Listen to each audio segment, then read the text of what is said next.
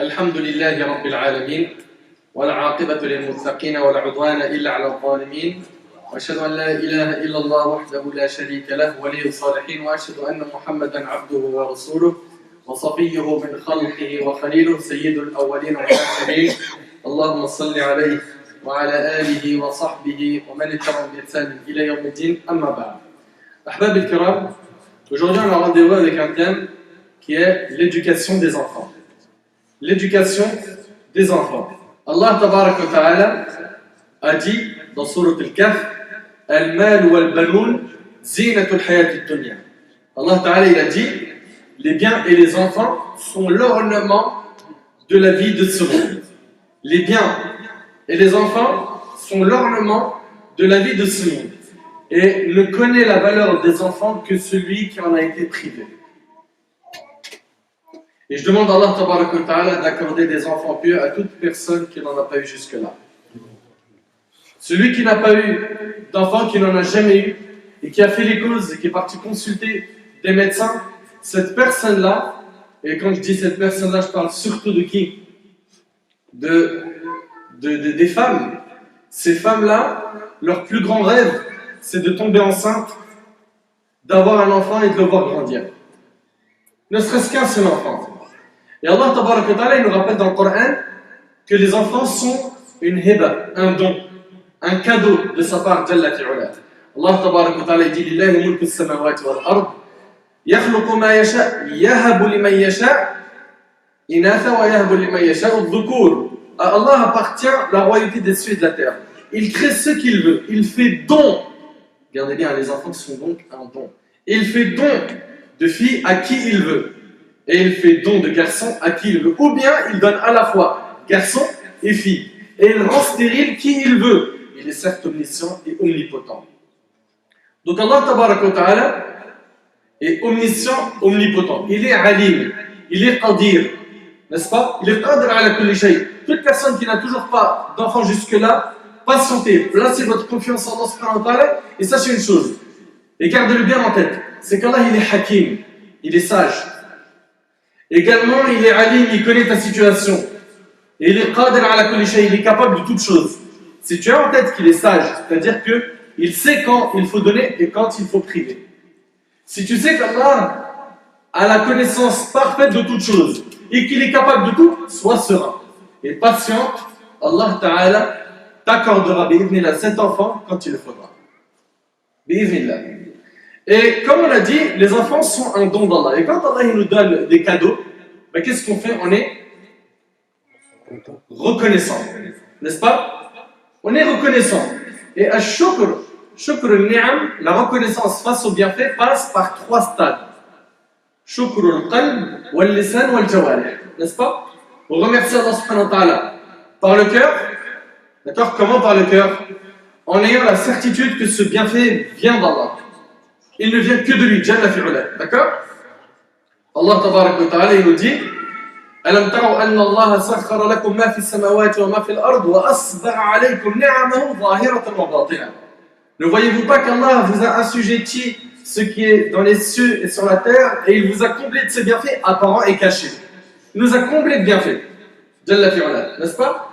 Donc quand on a un bienfait, on remercie Allah déjà par le cœur, en reconnaissant que ce bienfait il provient de lui. Deuxièmement, par la langue, en disant en abondance Alhamdulillah. Et troisièmement, par la mise en pratique de Ash-Shukr. Mais comment? Comment ici, on peut remercier Allah pour le bienfait des enfants de manière pratique? C'est en leur donnant une bonne éducation. C'est en leur donnant une bonne éducation. Et comme vous le savez, le prophète sallallahu alayhi wa sallam nous a dit Kullukum ra'in wa kullukum mas'ulun 'an ra'iyatihi. Dans le hadith d'Ibn Omar qui est rapporté par Bukhari Muslim, le prophète sallallahu alayhi wa sallam a dit vous êtes tous des bergers, vous êtes tous responsables de l'objet de votre garde. Et prenez donc garde, cher papa, ainsi que vous, chère maman, de ne pas faire en sorte que le jour du jugement, vos enfants soient vos adversaires. Comment mon enfant peut être mon adversaire? J'ai délaissé mes responsabilités face à mes enfants. J'ai négligé leur éducation. Et le prophète sallallahu alayhi wa sallam, dans un hadith qui est rapporté par An-Nasa'i selon Anas, Il a dit Allah, le jour du jugement dernier, interrogera chacun concernant ses responsabilités. Écoutez, Allah, il vérifie. Allah, le jour du jugement dernier, interrogera chacun concernant ses responsabilités. A-t-il préservé leurs droits ou bien l'a-t-il délaissé? Au point qu'Allah interrogera l'époux concernant sa famille. On sera donc tous interrogés. Préparons-nous pour ce jour. Préparons-nous pour ce jour. Il est malheureux de dire qu'au jour du jugement, il est possible, j'ai bien dit, il est possible que certains parents se voient être parmi les perdants Yawm al-Qiyamah. Pourquoi? À cause de cette grande négligence. À cause du fait d'avoir abandonné leurs enfants. Pourquoi? Parce que ces derniers n'avaient pas le temps pour leurs enfants. Et le prophète sallallahu alayhi wa sallam a dit, dans le hadith de Ma'qal ibn Yasar qui est rapporté par Bukhari et Muslim, écoutez attentivement, le Nabi sallallahu alayhi wa sallam, il a dit, tout homme à qui Allah a confié la gestion des intérêts d'un groupe, s'il meurt alors qu'il trompe ses administrés, Allah lui interdit le paradis. Allahu Akbar. Qu'Allah nous en protège, dites Amin. Qu'Allah nous facilite d'être à la hauteur de cette responsabilité. Qu'Allah nous donne la force de bien éduquer nos enfants. Qu'Allah subhanahu wa ta'ala fasse que ce soit un souci que l'on vit avec jusqu'à rencontrer notre Seigneur subhanahu wa ta'ala. Toi qui as négligé ce que tu as de plus cher, à savoir tes enfants. Toi qui négliges ce grand capital que tu possèdes. Toi qui ne leur apprends rien d'utile, ni des sciences de dunya, ni des sciences de din. Tu es en train de tromper, de trahir tes enfants. Et comment peux-tu trahir les êtres qui te sont le plus chers? Malheureusement, beaucoup de parents négligent leurs enfants sous prétexte qu'ils sont occupés au travail. Et ils ne savent rien au sujet de leurs enfants. Où est-ce qu'il est? Qui il fréquente? Qu'est-ce qu'il écoute? À quoi il pense? Qu'est-ce qu'il apprend? Qu'est-ce qu'il voit? Ils n'en savent rien. Et l'enfant mesquin se retrouve perdu. Et se retrouve perdu où? Dans al-shahawat wa dhunub wal ma'asi. Il se retrouve perdu, abandonné dans les passions illicites. Pourquoi? Il n'y a plus d'éducateur au-dessus de lui. Il a été livré à lui-même à cause de parents malheureusement qui sont irresponsables, qui l'ont délaissé parce qu'ils étaient trop occupés. Mais en vérité, c'est parce qu'ils sont trop égoïstes. Ils ne pensent qu'à eux-mêmes. Ce sont des parents qui ne pensent qu'à eux-mêmes. Et sachez une chose, vous les parents, sachez que si votre enfant ne trouve pas ses repères à la maison, c'est-à-dire sur vous deux, il ira les chercher ailleurs. Il ira les chercher ailleurs, soyez-en sûrs. S'il ne voit pas al-qudwa, l'exemple à la maison, il va chercher ses modèles ailleurs. Ailleurs. Ou dans la rue, dans la cité, dans les mauvais endroits. Certaines mamans, malheureusement, j'ai bien dit certaines pour ne pas généraliser, leur seul souci, c'est le shopping, les achats, le centre commercial, la mode, les réseaux sociaux, WhatsApp, Snapchat, Instagram. Elle vit dans une bulle. Et son enfant, quand il fait un peu de bruit, oh, t'es bruyant, tiens, prends la tablette, regarde des dessins animés. On ne veut pas confronter les problèmes, hein? N'éduquons nos enfants correctement. Non, on s'en débarrasse. Prends le téléphone, joue. Ça y est, t'avais regardé des dessins animés, va te brosser les dents, va dormir. Il a prié, il n'a pas prié, c'est pas grave. Même les devoirs à l'école, malheureusement, il n'y a pas de surveillance. On ne sait même pas comment il se comporte notre enfant à l'école. Des fois, ils ont un choc, ils sont convoqués par la directrice ou le directeur, et on leur dit quoi? Ton enfant, c'est un grand voyou. C'est un bandit. Et le père et la mère, ils sont choqués. Et qu'est-ce qu'ils font malheureusement? Et ça me fend le cœur, wallah, et ça me fait mal au cœur. C'est que l'enfant, il a 15-16 ans, on le ramène à l'école, chez le prof, le mu'allim, on lui dit s'il te plaît, j'arrive plus avec lui, essaye. Mais t'étais où avant? Tu t'es réveillé quand il a 15 ans? Tu étais où avant? Non, mais je voulais qu'il profite de son enfance. Qui t'a dit qu'on ne veut pas qu'il profite de son enfance? Qui profite, mais avec un équilibre. Nourrit son corps et son âme. Nourrit les deux. Ne nous voilons pas la face. Affrontons plutôt la réalité, soyons objectifs. Il serait injuste de toujours remettre la faute sur les autres. Toujours c'est à cause des autres, c'est pas à cause de moi. C'est à cause du système, c'est à cause de l'école, c'est à cause. Et toi, dans tout ça, t'es où? C'est à cause de tout le monde sauf toi. Chacun d'entre nous doit ressentir une part de responsabilité envers la communauté, et en particulier envers les enfants. Combien d'entre eux, malheureusement, sont tombés dans l'alcool, n'est-ce pas? La drogue. Malheureusement, beaucoup de nos enfants, ceux qui tiennent les barreaux derrière les prisons, malheureusement. N'est-ce pas? Leur mère qui pleure au parloir. C'est qui? C'est un Mohammed, c'est un Abdullah. Imaginez que les compagnons radiallahu anhum seraient parmi nous. Serions-nous fiers de montrer nos enfants? On dit Abu Bakr radiallahu anhu, on lui dit Ya Abu Bakr, regarde mon fils. Allez, parle mon fils. Et Abu Bakr lui dit qu'est-ce que tu connais? Il dit je connais tel genre de foot, tel chanteur, telle émission, tel clip, telle chaîne, Netflix, Gulli. Et après, tu connais quoi d'autre? Le Coran, le Sunna, le Sunan. Qu'est-ce que tu connais du dîn d'Allah? Vous imaginez un petit peu? Ça déchire le cœur. Ça déchire le cœur aujourd'hui de voir à quel point on a délaissé cette responsabilité. On l'a délaissée. Après, les parents qui ont fait les efforts, qui ont fait le nécessaire et qui ne voient pas de résultat, sachent qu'Allah Ta'ala ne te jugera pas sur le résultat, mais il te jugera sur le travail. As-tu fourni le travail nécessaire pour qu'il soit sur la bonne voie ou pas? Nuh alayhi salam, son fils, il est mort sans avoir cru en Allah subhanahu wa ta'ala, n'est-ce pas? Est-ce que Nuh alayhi salam, il n'a pas fait son travail? Il a fait son travail, n'est-ce pas? Donc, retiens, Allah ne te juge pas sur le résultat. C'est Allah Ta'ala qui guide les cœurs. Mais toi, tu dois œuvrer, tu dois faire les causes pour que ton enfant soit un modèle. Il soit béni là où il se trouve. Allah Ta'ala nous a dit dans Sourate Al-Tahrim, Sourate 66, verset 6, Ya ayyuhalladhina amanu qu anfusakum wa ahlikum nar. Ô vous qui avez cru, préservez vos personnes et vos familles d'un feu dont le combustible sera les gens et les pierres, surveillés par des anges rudes, durs, ne désobéissant jamais à Allah en ce qu'il leur commande et faisant strictement ce qu'on leur ordonne. Ali ibn Abi Talib radiyallahu anhu, en commentant ce verset, a dit « Apprenez à vos enfants et éduquez-les par les moyens qui les protégeront du châtiment d'Allah subhanahu wa ta'ala. » Tout être humain a besoin de nourrir son corps, n'est-ce pas? N'oubliez jamais que dans votre corps il y a une âme. Et cette âme a besoin de nourriture. Elle a besoin de Qala Allah, Qala Rasulullah.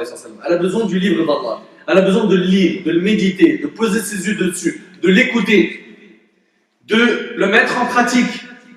À présent, très rapidement, sachant qu'il y a encore des intervenants derrière moi, très rapidement, voyons un certain nombre de points, un certain nombre de principes tirés du Coran, de la Sunna et des paroles de nos savants, afin d'apprendre comment éduquer nos enfants et qu'ils soient des modèles. Alors, premièrement, et je m'adresse là bien sûr aux parents, pour éduquer ton enfant, numéro 1, il faut ad-du'a. Ad-du'a que tu invoques Allah subhanahu wa ta'ala. C'est la première des choses. C'est que tu demandes à Allah tabaraka wa ta'ala qu'il guide ton enfant. On dit toute la journée, Iyyaka na'budu wa iyyaka nasta'in, n'est-ce pas?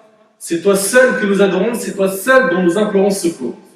Et bien il va falloir que tu demandes, mon frère ainsi que ton ma soeur, le secours et l'aide d'Allah pour l'éducation de tes enfants. Surtout de nos jours. Surtout de nos jours où ça va trop vite, n'est-ce pas? C'est ce qu'on entend tout le temps aujourd'hui. On dit les enfants d'aujourd'hui sont speed. C'est vrai ou pas? Nous, quand on a grandi, il n'y avait pas Internet. Le téléphone portable, le premier, c'était un truc comme ça, c'était une matraque. Il était grand, il n'y avait même pas Internet. Vous vous rappelez ou pas? On l'a eu au lycée. Certains, ils étaient à la fac. Aujourd'hui, les enfants, ils n'imaginent pas que nous, on a connu une époque sans Internet, sans YouTube, sans Google. Et ils savent manier les réseaux sociaux, les smartphones, les tablettes, dès leur jeune âge. Le petit, il a 2 ans, il sait déjà faire ça. Ça, prendre une photo, il sait tout faire. C'est vrai ou pas? Ça va très vite. Et c'est pour ça, il faut toujours rechercher le secours et l'aide auprès d'Allah.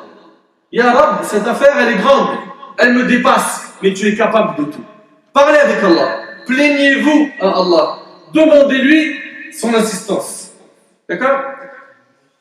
Et bien sûr, quand on fait dua, on demande à Allah qui guide nos enfants, mais attention, toujours avec l'ikhlas, avec la sincérité. Pourquoi?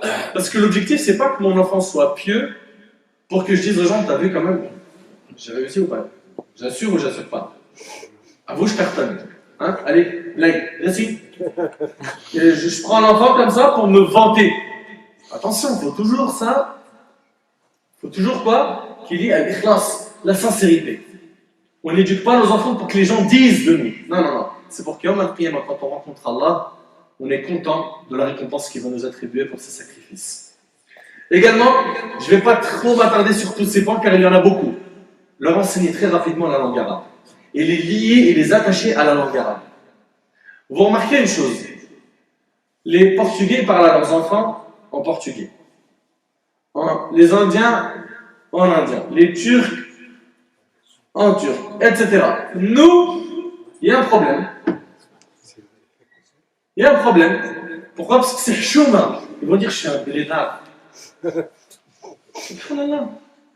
C'est la langue du Coran. C'est la langue que le Nabi sallam, que le prophète sallam a utilisée.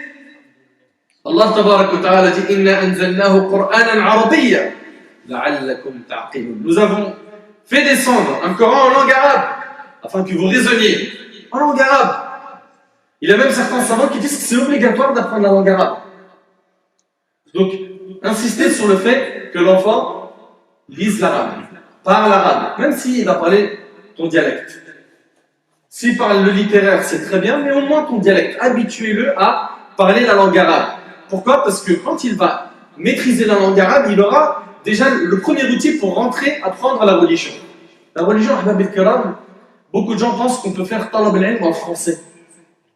Vous faites fausse route. Si tu veux apprendre l'ilm al-shar'i, il te faut impérativement la langue arabe. Tant que tu as la langue française, tu es devant un handicap. Pourquoi? Vas-y, dis-moi s'il te plaît, toi qui as acheté Bukhari et Muslim dans les librairies islamiques, le commentaire du hadith, tu le ramènes d'où? Le sharh. Tafasir al-ayat. Ou bien l'ahkam al-shar'iyya. Tout ça, tu as besoin et tu n'as pas le choix. Tu dois passer par la langue arabe. En français, tu vas trouver des rappels. Mais si tu veux de la matière consistante, il te faut cet outil qui est l'arabe. Donc si toi, tu as loupé le train quand tu étais petit et tu n'as pas appris l'arabe, fais pas louper le train à ton enfant. Fais pas louper le train et puis il n'est jamais trop tard pour que toi aussi tu t'y mettes. Jamais. Je me rappelle, quand dans mon parcours, jusqu'à maintenant j'étudie, mais il y a à peu près peut-être 8-9 ans, il y avait un papa avec moi qui avait plus de 50 ans. Et il apprenait avec lui. Il n'y a pas de honte. Dites pas, mais attends, je vais démarrer à cet âge-là, j'apprends l'alphabet. Il n'y a pas de honte. La honte, c'est de rester comme ça et ne pas vouloir apprendre. Après avoir parlé de la langue arabe, également, ahbab al-kiram, il y a l'importance de lui enseigner ilm al-aqida, une croyance saine. C'est que l'enfant comprenne que c'est un musulman. Que ce musulman, il est là pour servir son Seigneur, Jalla fi'ula. Qu'Allah tabarak wa ta'ala, il nous a créé pour l'adoration. Que tout provient de lui, que c'est lui le maître, c'est lui qui administre, c'est lui qui gère, c'est lui qui donne la vie, qui donne la mort. Qu'on attache leur cœur à Allah, musabbib al-asbab, et qu'on n'attache pas leur cœur aux causes. Sinon, on va faire d'eux des musulmans fragiles. Il faut qu'on attache leur cœur à Allah, on leur enseigne qui est Allah, ses noms, ses attributs. On lui dit, regarde, Allah, c'est Al-Qadr, Al-Rahman, Al-Rahim, Al-Sittir, Al-Tawwab, et chaque nom, je lui explique. Ça veut dire ça, mon fils, ça veut dire ça, ma fille. Et je l'accompagne pour qu'il connaisse son maître. Mais les enfants aujourd'hui, ils ne connaissent pas Allah subhanahu wa ta'ala. Et après, on lui dit, prie. Il ne sait pas pourquoi prier. Pour qui prier? Il voit juste des robots à la maison qui font des gestes sans des explications. Donc il faut des explications. Une croyance saine. Lui dire aussi de faire très attention à ne pas adorer autre qu'Allah. Lui parler de la notion du shirk. D'accord? Que ce soit shirk akbar ou shirk asghar. Comme al-riya. De lui parler de l'importance d'observer les commandements d'Allah. Comme le prophète sallallahu alayhi wa sallam il a fait. Comme le prophète sallallahu alayhi wa sallam a fait avec qui? Avec Abdullah ibn Abbas. Quand tu vas dire ihfadillah yahfazk. N'est-ce pas? Il était enfant et il lui enseigne. Et il prend du temps pour lui enseigner. Sallallahu alayhi wa sallam. D'accord? Donc leur apprendre la religion. Leur apprendre les 5 piliers de l'islam. Arkan al-Iman, les piliers de la foi. Leur apprendre les ad'iyah, les sunan. Dire ça quand tu te réveilles, quand tu mets un vêtement neuf, quand tu sors de chez toi, quand tu fais ceci, quand tu as un souci, etc., etc. Il faut que l'enfant il grandisse dans un bain de dîme. Et pour que l'enfant mette en pratique ça de manière efficace, ben, il faut qu'il voit des exemples, des modèles à la maison. Si moi je lui dis prie toute la journée, je prie jamais, je ne suis pas crédible. Si moi je lui dis mon fils, ouvre le Coran, je l'ouvre jamais, je ne suis pas crédible. Il faut qu'il voit de ses yeux des modèles, des exemples. Que je dis, mais je fais. Je dis, mais je fais. La prière, très rapidement. L'inciter à faire la prière à partir de l'âge de 7 ans, comme dans le hadith, petit à petit. et je le félicite, je lui ramène un petit cadeau, je le motive, d'accord? Je lui fais aimer ça, je lui dis Masha'Allah, ok? Et puis petit à petit comme ça, je prends sa main et je l'accompagne. Et à chaque fois, en le félicitant, lui, il a envie de faire quoi finalement? Envie de plaire à papa et maman, n'est-ce pas? Et puis je l'accompagne. Tu viens, on va faire la prière.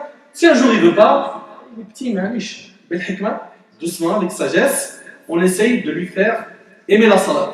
D'accord? Et donc je vais lui expliquer la salat, c'est un lien avec Allah subhanahu wa ta'ala, je dialogue avec Allah, le moment où je suis le plus proche d'Allah c'est quand je suis prosterné, ma récompense en faisant la prière c'est ça, c'est comme s'il y avait un fleuve dans lequel je me lavais 5 fois par jour, et voilà, je lui résume les choses petit à petit. D'accord? L'imam Ahmed rahimahullah, il disait, ma mère m'a appris le Coran alors que j'avais 10 ans. Elle me réveillait longtemps avant le fajr. Écoutez bien, elle me réveillait longtemps avant le fajr, réchauffer de l'eau pour faire les ablutions, et je prie avec elle ce qu'Allah a voulu qu'on prie ensemble. Ensuite, elle m'emmenait à la mosquée pour Salat al-Fajr en pleine nuit, alors qu'il faisait froid à Bagdad.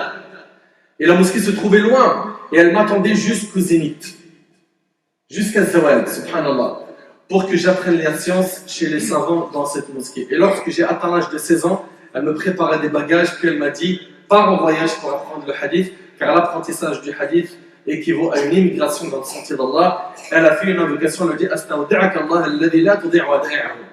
Et elle lui a inculqué l'importance de la religion. Il est donc parti à la Mecque, Médine, Sana'a, il a rencontré des savants à son époque jusqu'à ce qu'il est devenu lui-même un imam. Il n'est pas le seul, l'imam Shafi'i rahimahullah. L'imam Shafi'i qui était une pointure en ilm.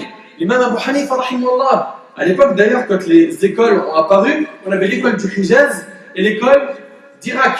Il y avait Abu Hanifa ici, et de l'autre côté, il y avait l'imam Malik, rahimahullah al-Jami'a. Enfin, voilà, ils ont valorisé le dîn d'Allah subhanahu wa ta'ala dans leur vie. Et Allah tabaraka wa ta'ala les a utilisés et les a honorés.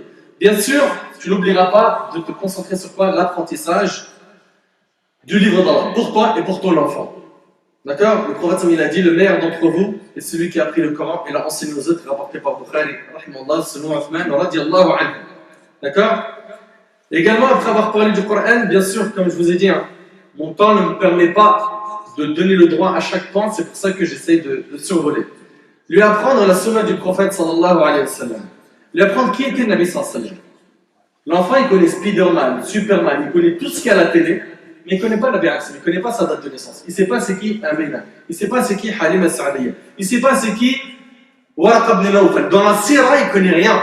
Il ne connaît pas Saad ibn Mu'ad, il ne connaît pas Uthman ibn Affan, il ne connaît pas de nom. Il ne sait pas c'est quoi Badr, il ne sait pas c'est quoi Uhud, al-Khandaq, il ne connaît pas Khaybar. Parle avec ton enfant, prends-le petit à petit et enseigne-lui la biographie du prophète sallallahu alayhi wa sallam. Également, les noms des compagnons. Tu sais, quand tu prends ton enfant et que tu lui parles d'Omar al-Khattab radiyallahu anhu, ou Hamza, ou Abu Huraira, ou Aïcha radiyallahu anha, ou Abu Sa'id al-Khudri, ou Bilal radiyallahu anhu, et que tu développes un petit peu avec lui sa biographie, ça laisse des traces dans les cœurs. Ça laisse des traces, mais les enfants, ils ne connaissent pas les compagnons.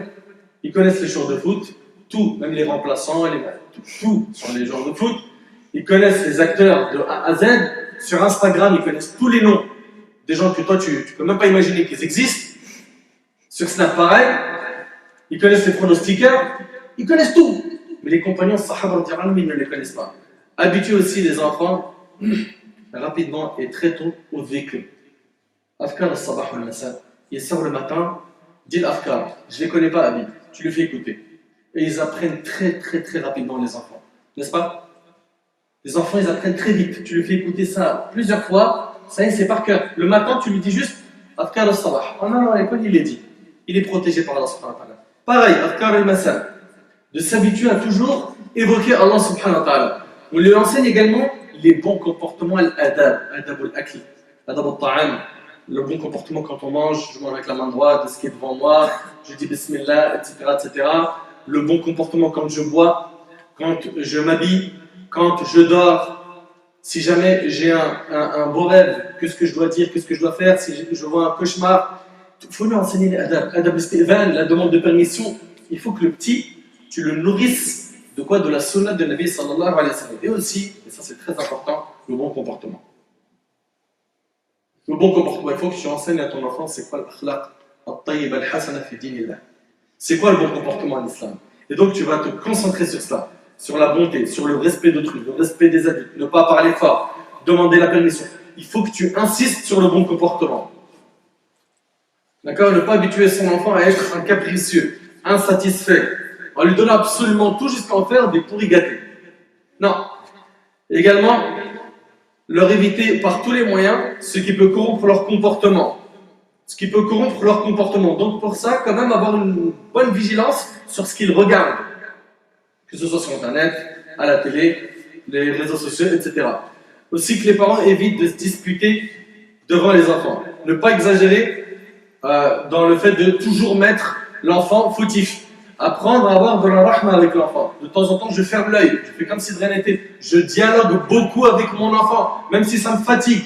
Je demande à Allah et je dialogue énormément. Le dialogue, il a été délaissé dans beaucoup de familles. Dès qu'on craque, on dit allez, vas-y, c'est bon, vas-y, à 18 ans, de toute façon, je t'ouvre la porte et j'ai plus rien à faire avec toi. Et ça, je l'ai déjà entendu de mes oreilles, malheureusement.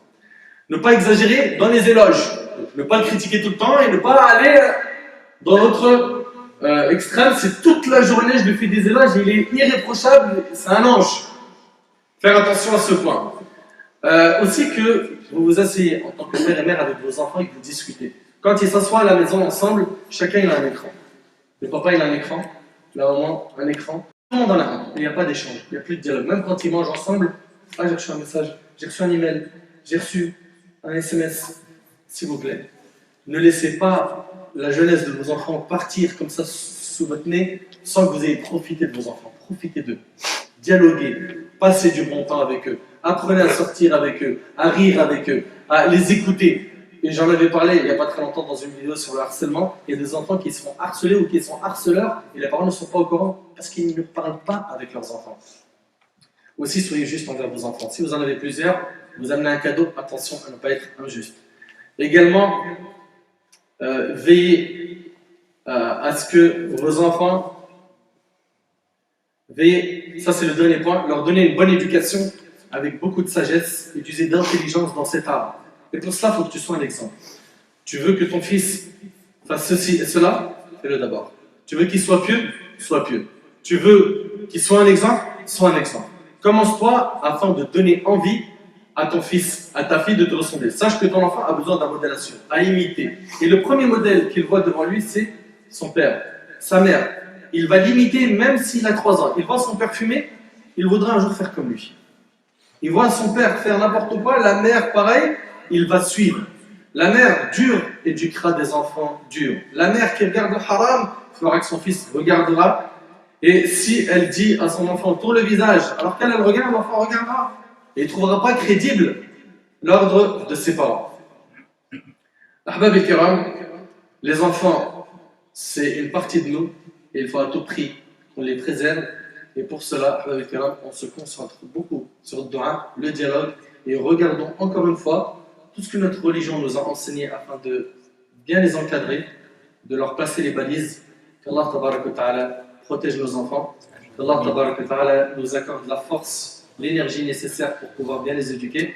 Allah subhanahu wa ta'ala يتقبل منا ومنكم صالح الأعمال. هذا ما أعلم والله عز وجل أعلى وأعلم. سبحانك اللهم وبحمدك أشهد أن لا إله إلا أنت أستغفرك وأتوب إليك. بارك الله فيك.